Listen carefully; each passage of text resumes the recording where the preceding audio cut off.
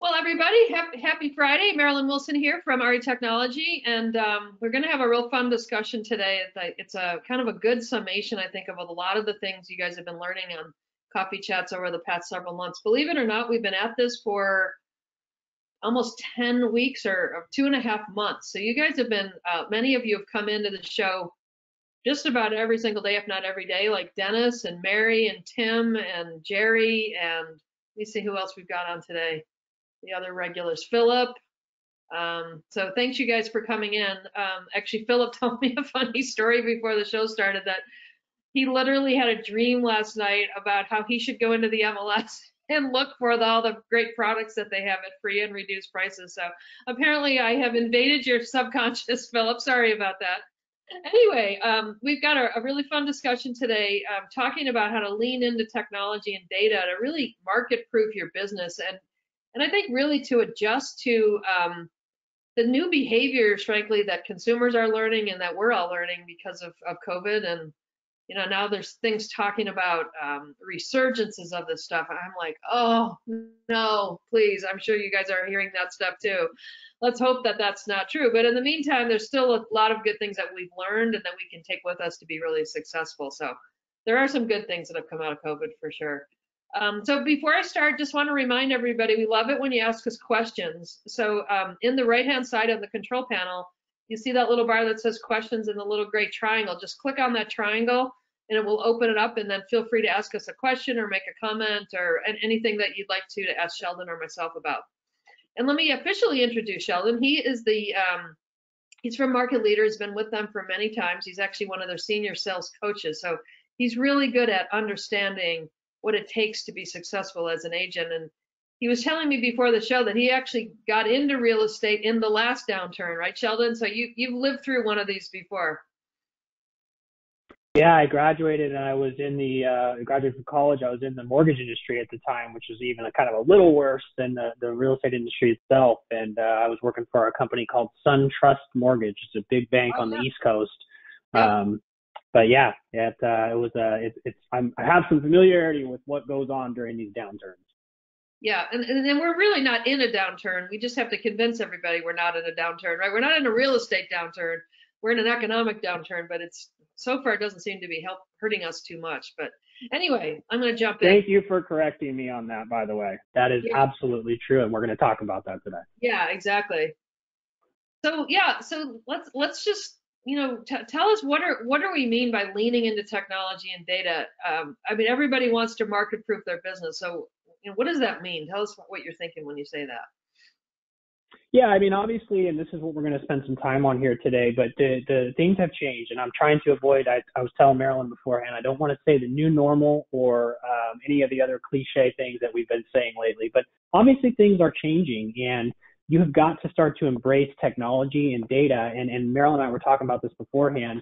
Unfortunately, some of the things like data have kind of become cliche in the sense that we've said things like, you got to have data, you got to use data, data is king. Well, there's a lot more to it than simply just having the data.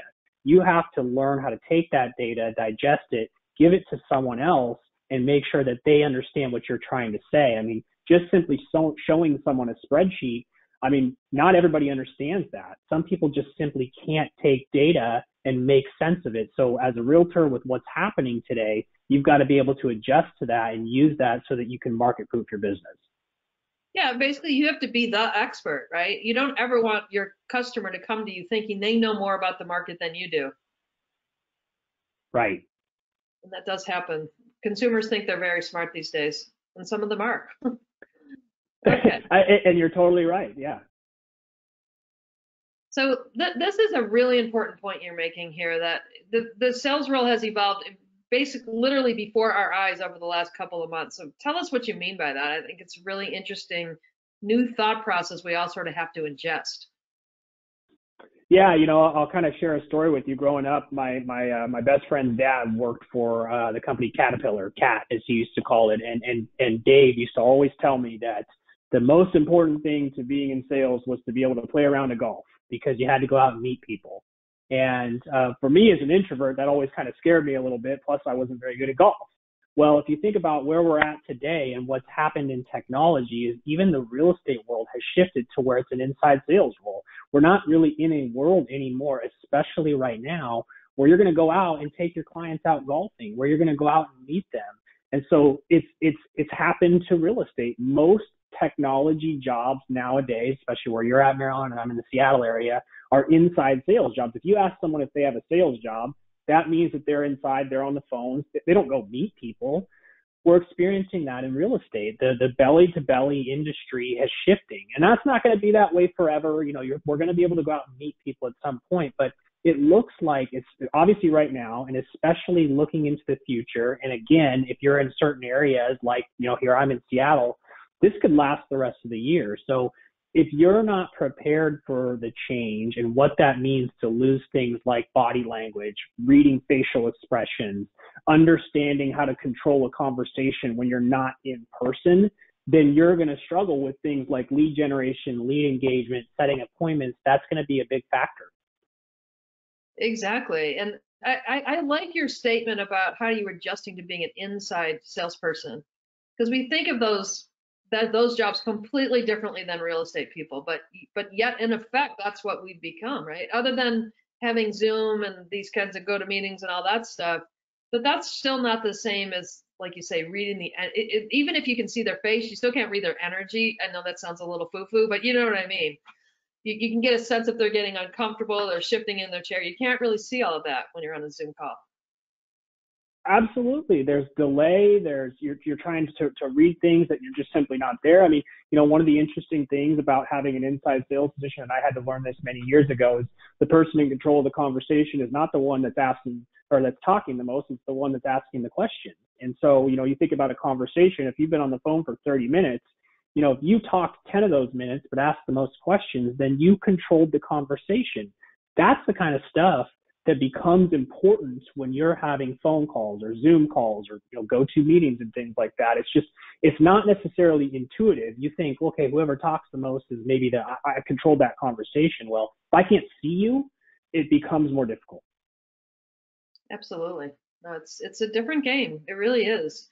And I was saying to Sheldon before we started that, most agents didn't wake up in the morning and go, I think I'll become a video star. I think I'm going to learn how to, handle a camera and a virtual tour and the conversation and the questions that are coming in all at the same time. I can tell you, even just doing these coffee chats, it took me a while to get comfortable with doing all those things. That's not what anybody came into real estate thinking they were going to be. Well, except for those like $1 million agent guys on like HGTV, right? Those guys probably came in wanting to be TV stars, but most people did not join the industry for that reason. So it's absolutely different. And it can be very uncomfortable, I think, if you're not that person. A lot of people are not. They're more servants, right? They're not wanting to be the stars of the show. It's different. Yeah, and I would just add to that, and this doesn't mean that you can't. So I'm an introverted person. If you're taking phone calls, you tend to have more of an advantage than to being in the external. So an extrovert typically wins in an outside sales role. Now, that doesn't mean that an extrovert can't transition, but that's just the kinds of things you need to be thinking about right now. If you tend to be a person who, if I can meet you, if I can touch you, if I can shake your hand, I'm going to win your business. Well, now that that's shifted, are you thinking about how do you take that same energy and translate that to the phone? Exactly. It's completely different. And like my daughter is a very big extrovert, and she has struggled a lot with this COVID stuff because she's a people person, right? She needs to be out, touching, talking, hugging, doing what you do when you're an extrovert, and it's driven her crazy. So you gotta bring, like you say, that energy in a whole different way. That's not normal for realtors in most cases. So right. Anyway, so right. let's look at the other side now. Let's talk about where technology can help us. And frankly, this isn't something that always could and always will help us, right? This isn't just something in this whole virtual thing that we're going on. But tell us what you mean by that. How do we have to lean into a CRM to be successful? Yeah, and this is something that you and I spent quite a bit of time on here just a little bit ago, just talking about technology. I mean, there's still a lot of us in sales in general. I mean, I fight this with my sales team, is using your CRM, making sure you're creating tasks for yourself, making sure you're setting reminders. Well, when in the sort of what I would say in the old world, it was a lot easier to get away with that because, I meet people, I'm going to go out and I'm going to meet them for coffee. I'll figure that out. Well, now that you can't do that, you have to rely much more on your CRM. You think about things like, what are those processes going to be? How am I going to make sure that I stay on top of myself when, like I have a friend of mine, her name's Tempe Pereira. She's an agent in Oklahoma City. And one of the main things that she does every single month is she meets clients. She has her top 50 clients and she meets them for coffee every month. Well, that's over with. So now how does she use her CRM to do that? And so it's things like that you need to be thinking about. And just kind of to expand upon the point we were talking about a bit ago, and don't take this to be 100% accurate, but it's estimated that there are about 170,000 words in the English language. Well, there's about 700,000 things that we read for body language. So, think about what that shift looks like. Okay. So you've lost all those cues to read body language. How are you going to use your CRM to now use the spoken word better or set up things like Zoom calls? It's just, you got to be thinking about that. And how do you put that into your technology stack?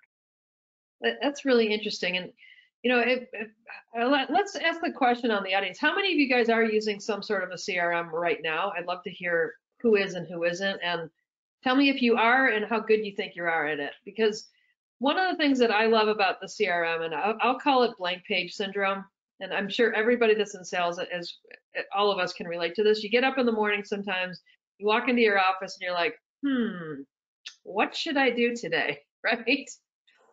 And it's really easy to get distracted by reading the news or, checking your email or whatever. And the next thing you know, it's 11 o'clock. You've been sitting in your office for 3 hours and you've done nothing that's really productive for your business, right? The thing I love about CRMs is that once you get in a pattern with them, it literally tells you what to do.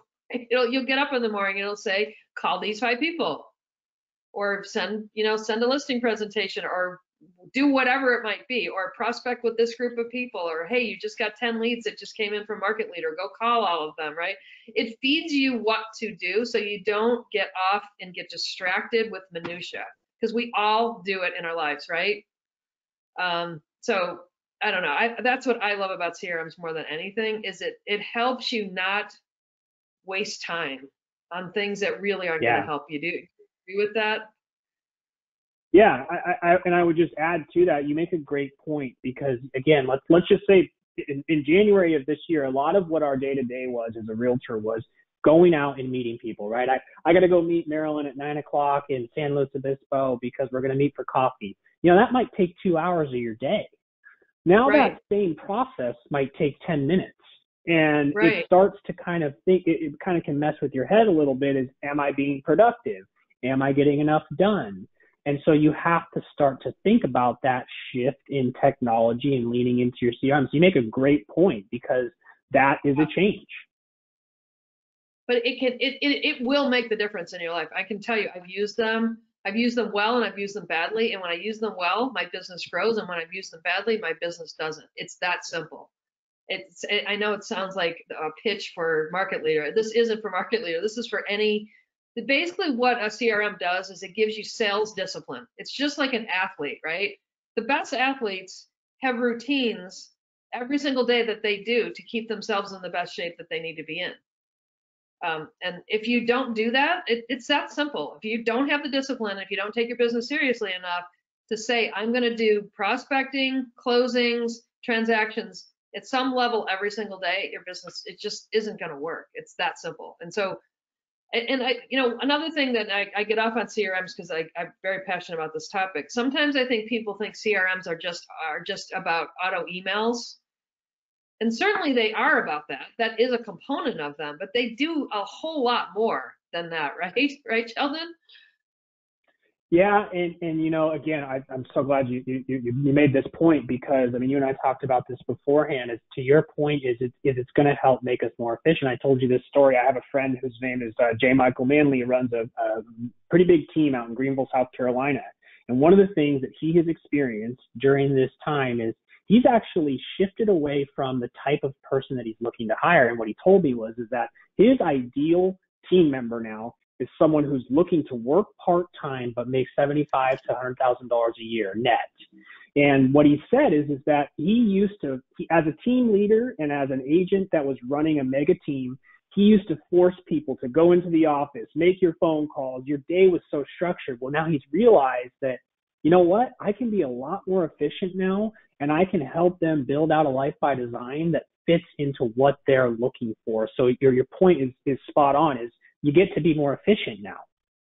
Yeah, and who doesn't want to be more efficient? Even if you said, I want to do the same business, but I want to work 4 hours instead of 9. A CRM can help you actually do that. And it's not the tool.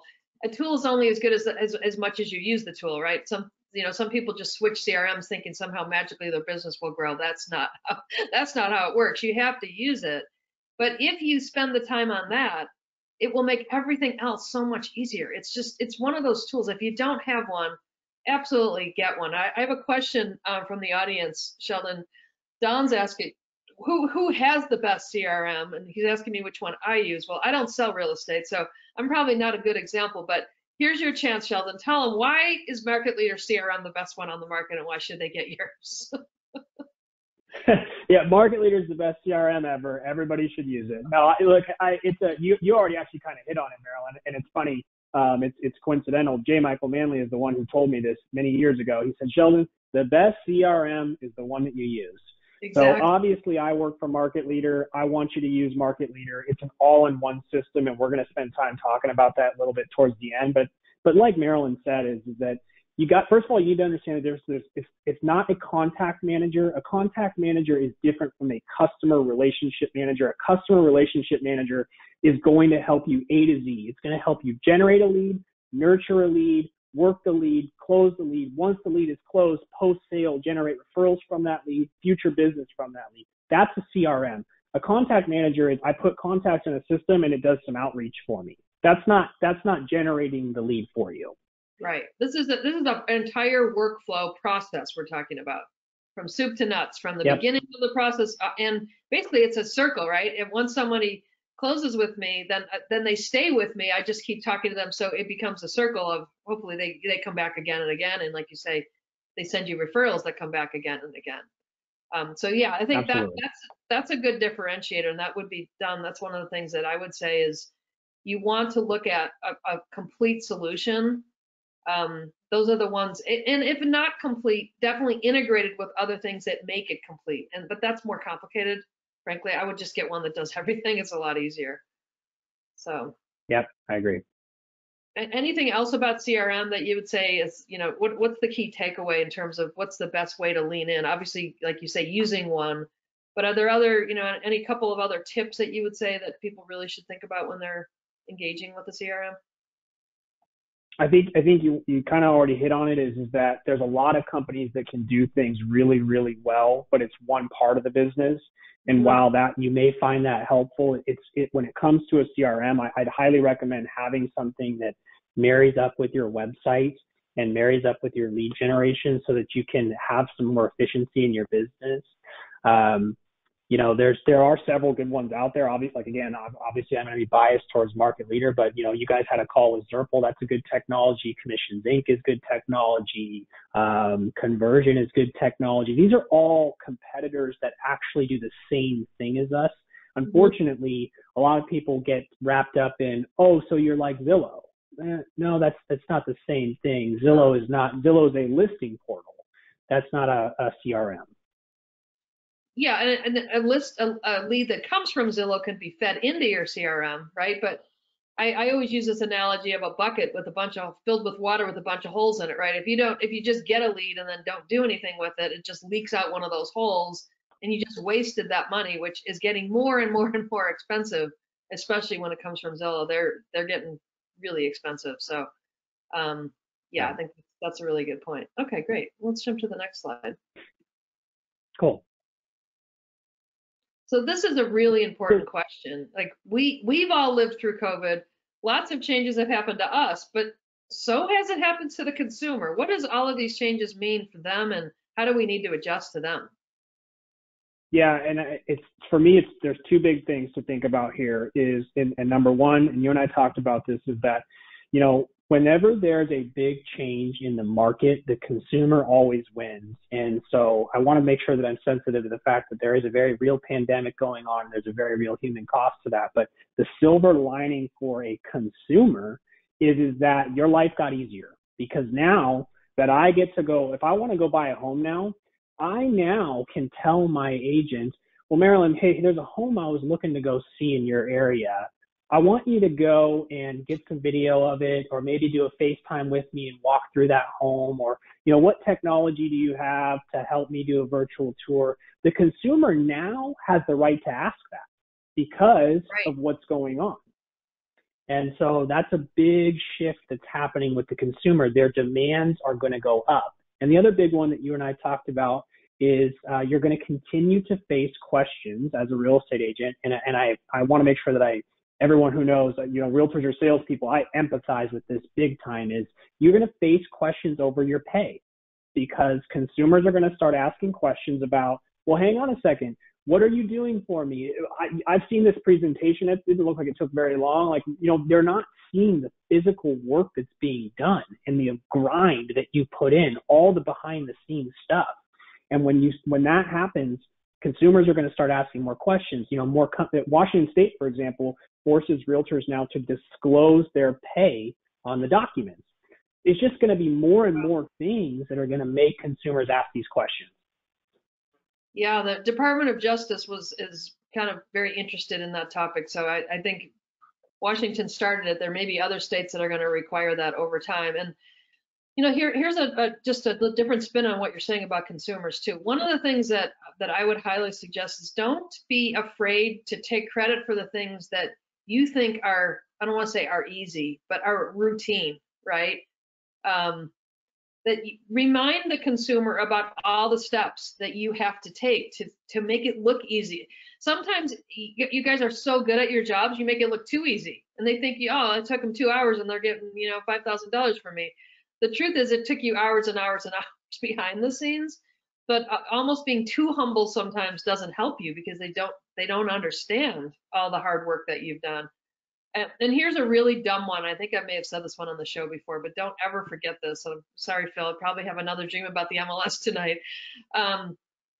We forget that the network that you guys all belong to, called the Multiple Listing Service, is a really powerful marketing network.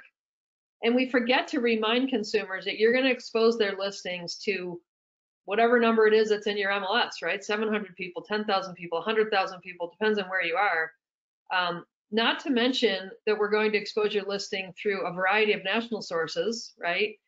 And that you're going to make sure that the people that know the real estate market the best, the local realtors, are going to see that listing. There was a gentleman, a friend of mine in Florida, who almost shot himself in the head when he found out that he had a $30 million listing that he lost. He was this close to getting a $30 million listing. And he went back to the consumer and said, why is it that, I thought that we had a great rapport. I thought we were going to get the deal. I thought you really liked my brokerage, et cetera, et cetera. And the consumer said, oh, I absolutely loved all of that. But the other agent told me they were going to put my listing in the MLS and expose it to all of the professionals locally. So I had to give it to them. Can you imagine losing a listing over that? But that's the kind of stuff we forget sometimes to tell people about, right? You have to take credit for everything that you do, and never take for granted that the marketing work you're doing is really, really powerful.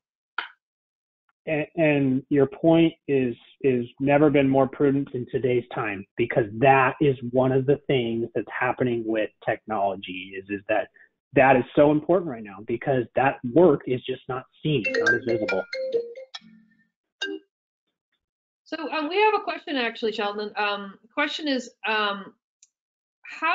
what's your suggestion about the ability to improve the database inside of your CRM?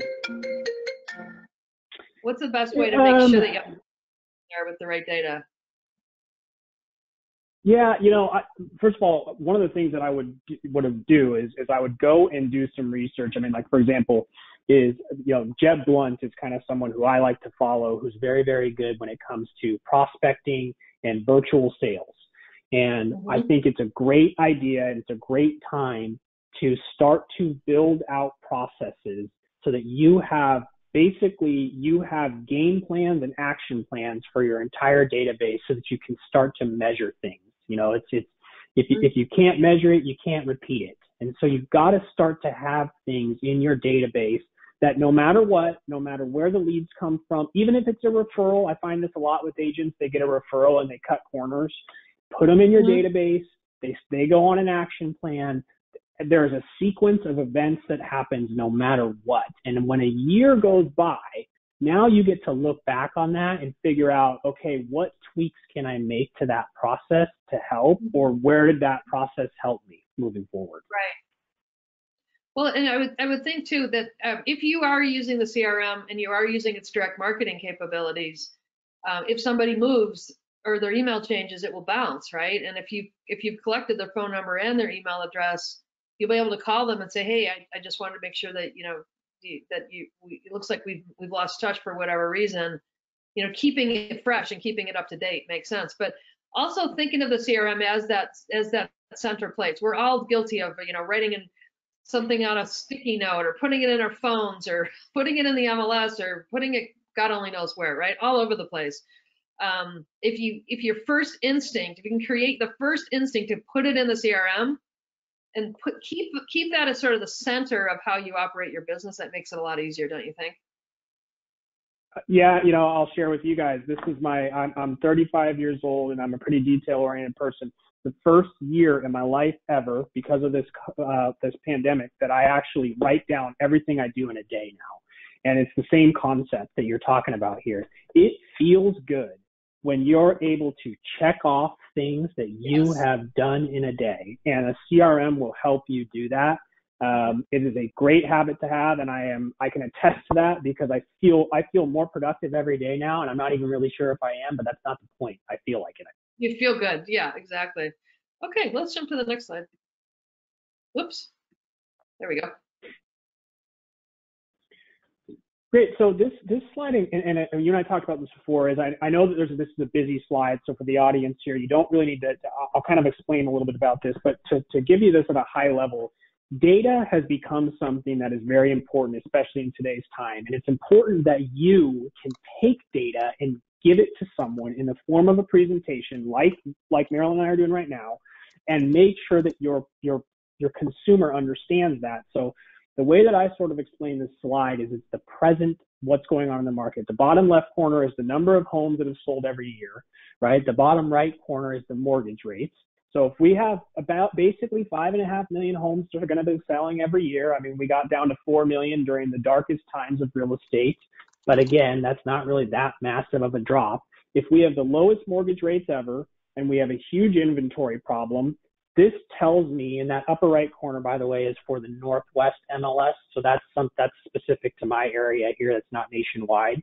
Right. This tells me as a consumer, this actually is a very good time to buy because rates are low, inventory is low. I'm going to miss out if I don't. And in fact, that is what we're experiencing here in the Seattle area. So the point here is that you're going to have to be able to build this, access this, get this data, put it into a presentation, and share it with someone virtually in today's world because you're not going to be able to meet with them and sit down and talk about it. Right. So showing them something visual. Julie has a specific question for you. She said, can you connect Market Leader CRM to Facebook so that I can follow up with my Facebook leads? I'm always cautious when people ask about like a direct contact sync. The answer is there's not a direct contact sync. You can put them in there and you should follow up with them, and I'd highly recommend that, but it's not integrated. So, yeah. So she'd have to take them and then enter it into the CRM as that center point. Okay, gotcha.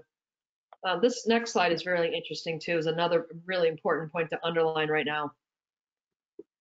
This kind of shifts from the present, the last slide, to the future. So the number one thing that we're hearing from consumers right now, and the number one sort of concern and fear is this the right time for me to buy and sell?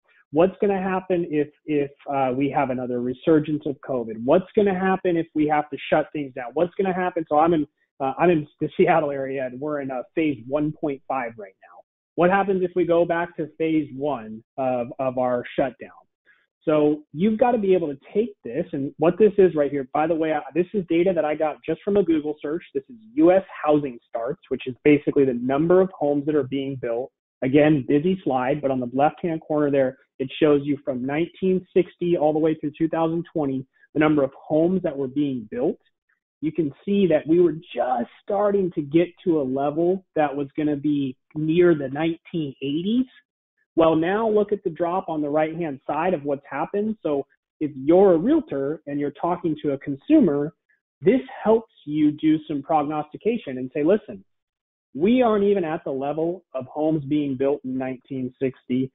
Marilyn, you did a webinar just last week with Jack, or maybe it was 2 weeks ago, from the Zirple team. You guys talked about how demand searches are already past pre-COVID levels. Exactly. This is what you should be understanding as a realtor is that if you're talking to someone, great. I hate to break it to you. I know you're concerned. I know you're worried, but listen, inventory is going to be a problem for a long time. We're not even back to where we were 50 years ago. So it is a good time. Well, and Dennis just brings up a good point, and I would love to get your perspective on this, because you're right, Dennis, I've heard this too. He said the seller question is not moving from the area, it's where's my next home. So if I sell mine, and then you show me there's no inventory, how do I'm okay with getting out, but how are you going to get me back in? That's a key question. How do you answer that one? That's a really good objection. I'm sure you guys are hearing a lot. That's a great objection, and you're absolutely, it's a tough question to answer. And I think that kind of goes back to having this, is you have to understand it. So for example, if someone asks me that, yeah, great, you can help me sell my home, but are there going to be more homes available 3 months from now? That's kind of, so I'll take it in the Seattle area, which is where I'm from. If I was sitting down with someone and they said that to me, I'd say, listen, it's a great question. It's a fair question, but let me show you what the data says. The data says that this problem is not going to be solved anytime soon. So today, if finding a home is hard, 3 months from now, it's going to be even harder, because look what's going on with the housing starts. So I know it's tough. I know it's a problem, but let me help you not get so much concerned, that, because that's kind of what they're saying is, it's like, well, if I wait till Q4, are there going to be more listings on the market? It's just, right. The demand is just not there, or excuse me, the demand is there.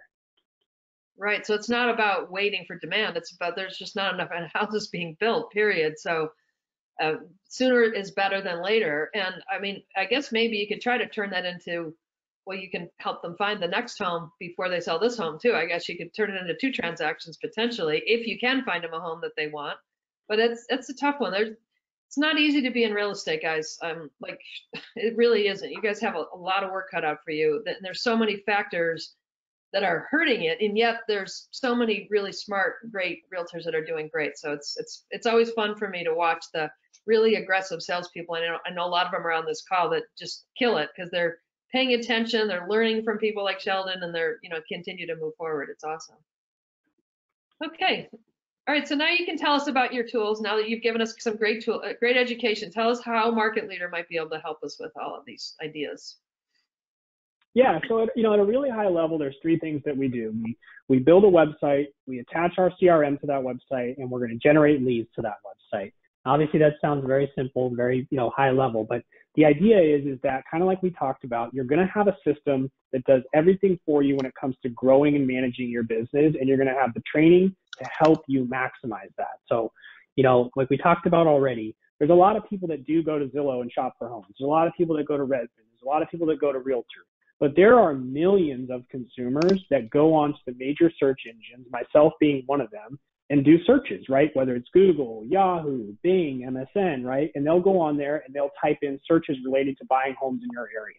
So that's what we do. For any of you who are on the call here today that are very familiar with like pay-per-click ads, it's kind of like we're doing that on your behalf. We're helping you capture people that are shopping for homes in your area. And the cool part of it is that we're generating them on the website that we build for you. It's not Market Leader's website. No one's going to know who Market Leader is. They're going to know who you are. They're going to build a relationship with you. It's exclusive, and we guarantee the number of leads each month. Gotcha. Yeah, I love that. And tell us about that. How do you double their leads in their first month? Everybody likes to hear that. How are you going to do that? I Pretty cool. I know, yeah. We don't sell, I should say, we don't sell clicks or visits. What we're selling is people that are going onto your website and actually registering with you. So kind of we take the burden on your behalf. If it takes us 1,000 people to get 10 people to sign up, well, then that's on us. And so Okay. you're buying the number of leads each month. So if you buy 10 leads with us, we're going to double that at no extra charge in the first month because of everything that's going on right now. And frankly, because we're seeing so many people going online and shopping, it's a great time to be doing so. Gotcha. And are so the leads are, yeah, I like that. It's not that you're just sending me a bunch of stuff hoping for the best and I have to work my way through it. You're sending them ones that actually make sense. So that's awesome. Well, good. Well, this has been a really good discussion. I really appreciate you coming on today. I'm going to just kind of go through a couple of who's coming next, but hopefully this was a valuable conversation. Let us know in the questions if this stuff was helpful for you today and got you thinking about really how to reposition your business as we move forward, because that's really what coffee chats are designed to do, is to get you, really in the right mind frame to be hugely successful at whatever that means for you. So on Monday, we got two folks with us, actually. We have John Krabby and Brian Shore from Agent Image and the Design People. They're going to talk to us about kind of a build on what we're talking about today, leveraging best-in-class tech to build your brand. And then on Tuesday, we have a very different topic. We've got Josh Tillison from Forewarn, and he's going to talk to us about a little bit more on the security side of things, of making sure that when you're talking to someone, it's really the person that you think it is. So he's got a whole different angle about how to make sure that you guys stay safe while you're doing real estate. So that'll be really interesting too. Very different than any topic we've had to date. So check in for that one for sure. Yeah, and then if there's anybody that wants us to just sign you up automatically for coffee chats, so you don't have to worry about going and filling it out the form, just drop in a line either in the questions or send me a note at marilyn@retechnology.com, and I will be happy to do that for you. Excuse me. And then finally, if you haven't yet done it, we'd love you to register at RE Technology Inc. and subscribe with us.